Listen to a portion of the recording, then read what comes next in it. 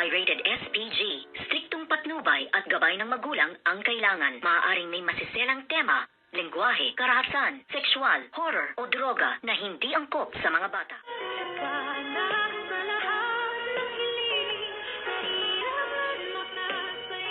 Good morning and welcome sa aking munting channel. Natuloy nga ang dinner ni Doc RJ, ni Miss Claire at dito ngang si Miss Lynette Santos. Ngunit hindi nga nakasama itong si Doktora Annalyn Santos dahil meron nga siyang pasyente na importante nga na kanyang matignan at ma-check up. At dito naman ay meron ding pasyente nga itong bruhang si Zoe at nagkataon nga na parating itong si Doktora Annalyn Santos at sinabi nga niya dito na baka gusto mong i-check yung pasyente ko at baka ako na naman ay nagkamali. At ang sabi naman ni Doktora Annalyn Santos ay bakit ba ako ang lagi mong tinitignan at pinagtitripan, Zoe? Baka naman ikaw ay obsessed na sa akin. At dito ay napatanga at napatulala nga itong si Zoe sa sagot nga ng ating bidang-bidang si Doktora Annalyn Santos. Ano ngayon, Zoe?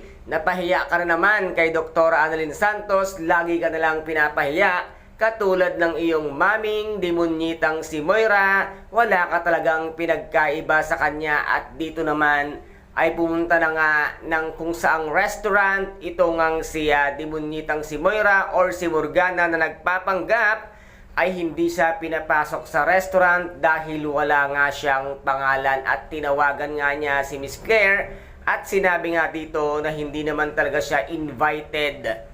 Kung kaya't ang ginawa nga ng demonyitang si Moira nang makalingat nga ang isa sa mga nasa labas nga na mga receptionist ay bigla siyang pumasok at agad-agad namang tinawag ng babaeng receptionist ang guard. Kung kaya't sinundan nila itong ang demonyitang si Moira na ayaw talagang magpaawat para lamang makapasok nga sa loob ng restaurant.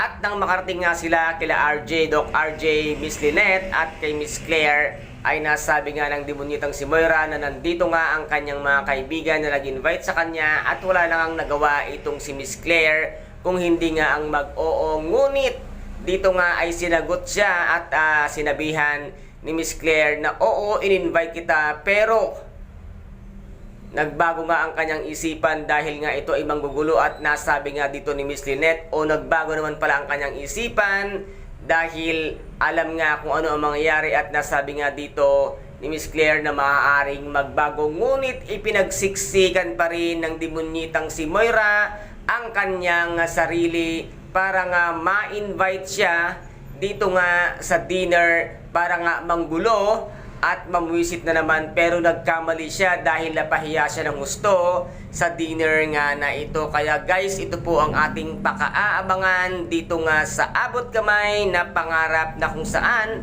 ay napaka-intense at kapanapanabik ng bawat eksena. At kung nagustuhan po ninyo ang aking videos for today, paki-subscribe na lamang po ng aking channel, paki-like and share para maging update kayo sa lahat ng gagawin kong videos. Maraming salamat po. Ingat, God bless and bye-bye!